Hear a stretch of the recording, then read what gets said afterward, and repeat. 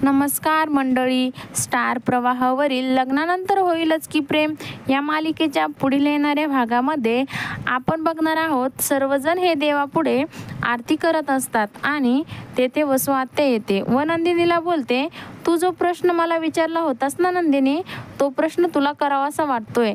शत्रुबुद्धी विनाशाय. शत्रू जर घरचाच असेल तर काय करायचं ग रम्या?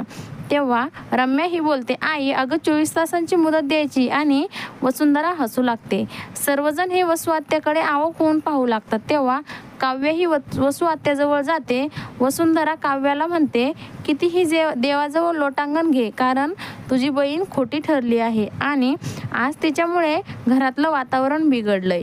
आणि वसुंधरा ही नंदिनीला बोलते, काय ग नंदिनी, माझे 24 तास मागून घेतले, साक्षीदार घेऊन आलीस, पण काय झालं, शेवटी चक्रव्यूहात अडकलीस ना.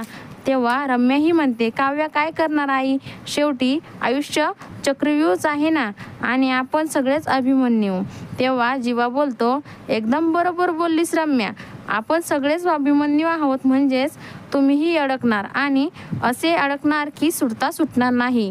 तेव्हा रम्या आणि वसुंधरा ही जीवाकडे पाहू लागतात व त्यावर वसुंधरा बोलते, मी तर सुटले आणि अडकेल कोण, तुझी बायको. वसुंधरा ही नंदिनीला म्हणते, काय ग नंदिनी, स्वतःच्याच तलवारीने स्वतःवरच वार करून घेतलेस, तुझा पुरावा तर पलटला ग नंदिनी.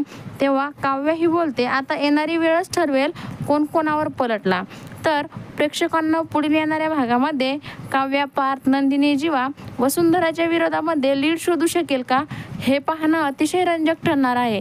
असेच नवनवीन अपडेट्स बघण्यासाठी आमच्या चॅनलला लाईक करा, शेअर करा आणि सबस्क्राईब करायला विसरू नका. धन्यवाद.